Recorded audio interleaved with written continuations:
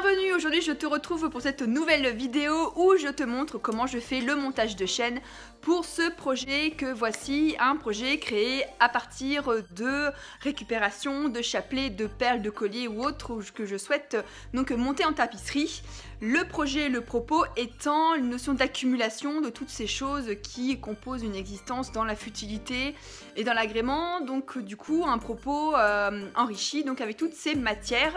Je te montre donc dans les images suivantes comment monter une chaîne pour un projet particulier. Mon cadre à tisser ici, le plus grand, celui qui n'a pas d'encoche, celui que je préfère pour pouvoir créer des projets très personnalisés, ne pas avoir de contraintes par rapport à la taille du fil de chaîne, puisque je te le rappelle, la taille du fil de chaîne dépend de ton projet et non pas des contraintes du cadre à tisser. Donc ici on est sur un cadre avec un système de tension, cette barre-ci se remonte pour pouvoir faire en sorte que les fils de chaîne soient tendus et donc les nœuds que je vais faire soient tendus au maximum pour ne pas avoir de surprise lorsque je vais tisser et avoir un tissu qui soit complètement lâche et que je puisse pas tasser par la suite. Sur ce projet, un fil de chaîne relativement épais puisque on est sur de la matière, on n'a pas de contrainte de finesse de forme. C'est en fait le calibre de la fil de chaîne est sélectionné en fonction des formes qu'il y a à réaliser. Ici j'en ai pas, c'est purement de la matière.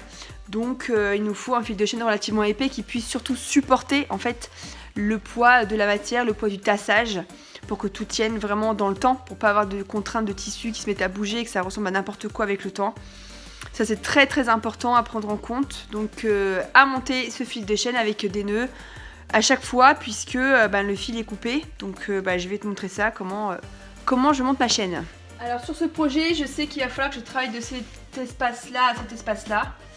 Donc pour respecter une équivalence entre le fil de trame et le fil de chaîne, ce que je vais faire, c'est que je sais que ce fil relativement épais, il faut que j'en ai à peu près 2 au centimètre. Ce que je vais faire dans cette première partie, c'est que je vais commencer à disposer tous mes fils sans les nouer à la base, de façon à pouvoir voir comment ils se répartissent et pour après faire les nœuds de façon régulière. Allez, c'est parti.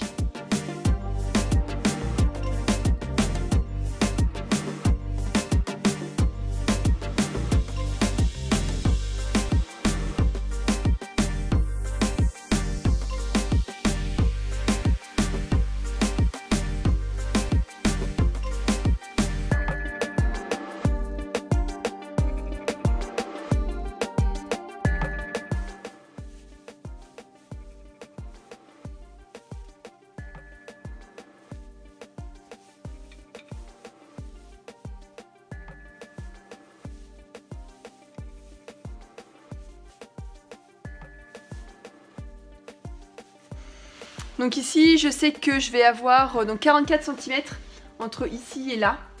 Donc comme j'ai dit que je devais avoir à peu près 2 fils par centimètre. Chaque fil étant composé de 2 brins, je vais pouvoir mettre 24 d'un côté et 22 d'un côté plutôt et 22 de l'autre, de façon à pouvoir après répartir parfaitement mes 2 fils par centimètre. Donc voilà, j'ai réparti tout le monde. Ici j'ai 22 fils sur chaque partie puisqu'il y a la tige du milieu qui m'empêche de faire circuler les fils, donc il faut que je puisse anticiper ça.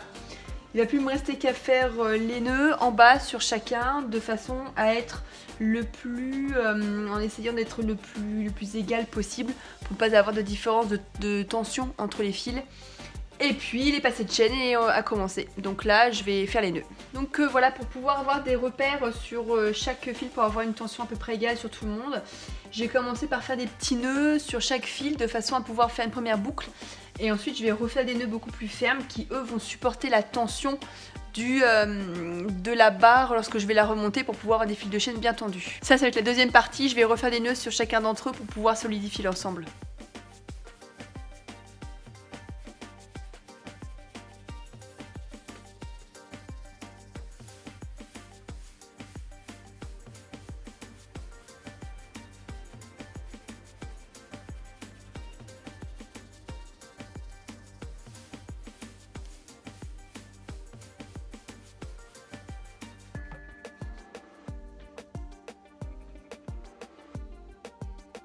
Donc voilà, les nœuds sont faits, j'ai plus qu'à les replacer vers le bas, on est à peu près sur une tension à peu près égale sur tout le monde.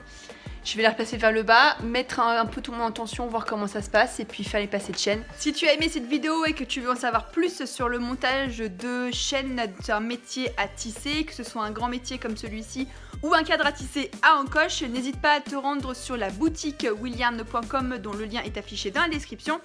Tu peux voir, il y a des formations en ligne pour t'expliquer comment on fait le montage de chaîne, pour quel projet, quel calibre de chaîne, quelle matière, pourquoi, pour quel effet.